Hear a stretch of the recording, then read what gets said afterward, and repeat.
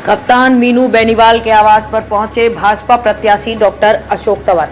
Doctor Ashok Tanwar बोले, मोदी सरकार ने हर वर्ग के कल्याण के लिए किया काम। मीनू बेनीवाल बोले, ऐलानाबाद क्षेत्र की बड़ी रैली करेंगे जल्द, सभी को साथ जोड़ेंगे। सिरसा लोकसभा क्षेत्र से भारतीय जनता पार्टी के प्रत्याशी डॉक्टर अशोक तंवर ने आज नाथुसरी चौपाटा के तरकावाली में कप्तान मीनू बेनीवाल के आवास पर शिरकत की। इस दौरान उन्होंने वहां पर मौजूद कप्तान टीम के सदस्यों के साथ मुलाकात की। इस मौके पर कप्तान मीनू बेनीवाल ने टीम के सदस्यों को संबोधित करते हुए कहा कि हमें ज्यादा से ज्यादा गति से अब वोटरों के बीच जाना है और भाजपा को भारी बहुमत से जिताने के लिए प्रयास करने हैं। कप्तान मीनू बेनीवाल ने इस दौरान संकेत दिया कि इसी महीने में एक बड़ी रैली ऐलानाबाद क्षेत्र की होगी, जिसमें हलके के सभी साथियों को एकत्रित किया जाएगा। उन्होंने कहा कि प्रधानमंत्री नरेंद्र मोदी को फिर से देश का प्रधानमंत्री बनाने के लिए हमें ज्यादा से ज्यादा वोट भाजपा को डालने हैं। उन्होंने कहा कि मोदी सरकार ने हर वर्ग के कल्याण को पंख दिए हैं। डॉक्टर तंवर ने कहा कि मोदी जी का विजन देश को दुनिया का सिरमौर बनाना है, इसलिए आप सभी कार्यकर्ता साथी अपने आप को अशोक तंवर समझकर काम करें और कंधे से कंधा मिलाकर चलें, ताकि हमारी पार्टी भाजपा का 400 पार का आंकड़ा हम पार कर सकें। उन्होंने कहा कि अशोक तंवर अपनी पूरी ताकत के साथ जीत की डगर पर बढ़ रहा है। आपने इस जीत का आंकड़ा बड़ा करना है। ये रहे मौजूद चेयरमैन आदित्य देवीलाल, भाजपा नेता मीनू बेनीवाल, जिला पार्षद नंदलाल बेनीवाल, बलराम कासनिया, प्रदीप बेनीवाल, मांगेराम पूनिया, सुभाष बेनीवाल समेत कई गणमान्य लोग मौजूद रहे। साथी गोदारा जी और सामने बैठे सभी साथी, किसी का नाम छूट जाए तो माफी भी चाहूंगा। दोनों भाइयों ने आपके सामने बात रखी कि आज कोई कार्यक्रम इस तरीके का नहीं था, ना मुझे पता था। हमारी तो ये बात हुई थी, अब आधिकारिक तौर पे एक ही पार्टी में हमें एक पार्टी में नहीं थे, तब भी इनसे भी पुराने संबंध है, इनसे भी पुराने संबंध है और ये संबंध सिरसा आने से पुराने हैं।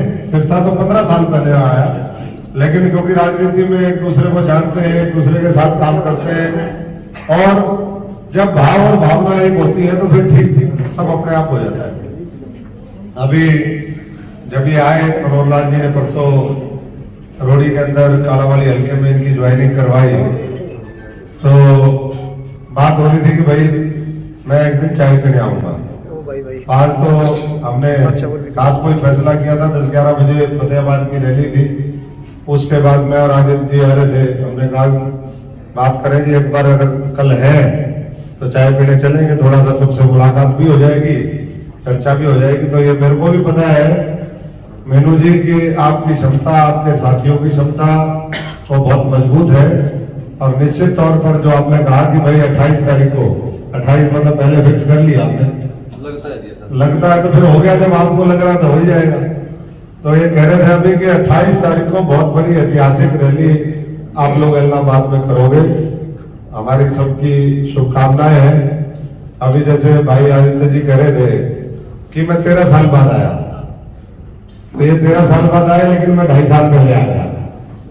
2.5 साल पहले आप सबको पता है, देखिए ये तो हालात होते हैं, जो अभी बात कही थी हमारे साथियों ने कि कई बार सहयोग होता है, किसको काम मदद करनी पड़े।